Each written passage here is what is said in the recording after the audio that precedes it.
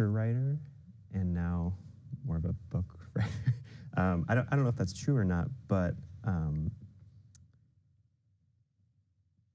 how do you understand the difference between these two pretty common genres in science writing, the news story or the discovery story, or what we're calling in our class the new discovery story, versus a feature? What are some of the similarities or some of the differences between those two genres as you understand it? Yeah. So I think that the science news story is usually, but not always, predicated on a new paper that just came out in the peer-reviewed literature. Somebody discovered something. What does it mean? Why is it important? Just briefly put it into context. And those kinds of those stories probably make up 90% of publishing within the science media ecosystem, and they can be done really, really well. Ed Young with the Atlantic he's sort of the master of telling these kinds of brief new discovery stories in really narrative, colorful ways.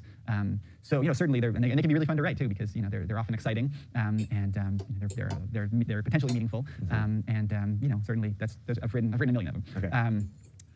I think the difference between that and a feature is that a feature is just providing more context. To me, that's the biggest thing, and that's why I have tried to get away from the discovery stories, is because in science, of course, there's the peer review process that leads to publication in a journal, but then there's sort of this informal, much longer term peer review process that happens after a publication comes out, right? Where the whole community gets to read it and evaluate it, and then somebody maybe tries to replicate those findings, and then and it's part of this sort of larger body of literature within that field. And I think that the discovery stories often miss that context, and when they're a little bit reactionary sometimes. I think there's a great John Oliver bit which you should show. Have you seen that? The scientific studies. I think that's in the that may, or by the time this airs, that will probably be in the curriculum. Cool. Yeah, it's so good. But he really captures the ways in which those new discovery stories can get sort of distorted, and suddenly who knows what this new finding really means. And I think that ideally a feature tells you what findings mean, or encapsulates an entire body of knowledge in a much broader way, where you're including testimony from many more scientists, often with competing ideas. And that happens in a news story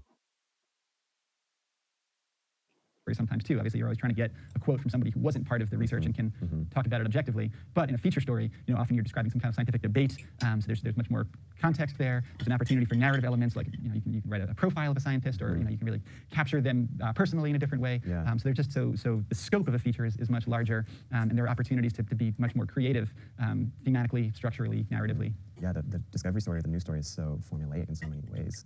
It can be. Right. Yeah, it can be, and you can subvert those, but there's got to be a lead, and there's got to be the nutshell paragraph or the nut graph, and they're always pretty short, and it feels in some ways it feels like you're writing by formula, or you're pushed to write that way more. I like what you said, that the discovery stories or the news stories, they have a potential. They're potentially significant. I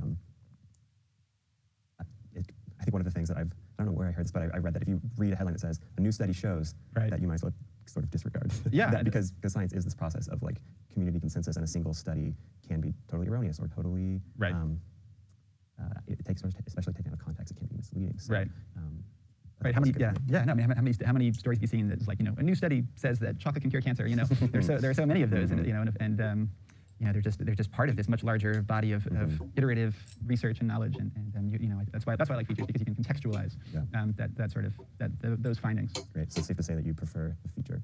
I do, yeah. I mean, the challenge for any writer, right, is just cobbling together a living from disparate sources. For any freelance writer, especially, so I think that for most science writers, the new study stuff plays an important role in the kind of the business portfolio. But I think that most of my writer friends definitely prefer working on features.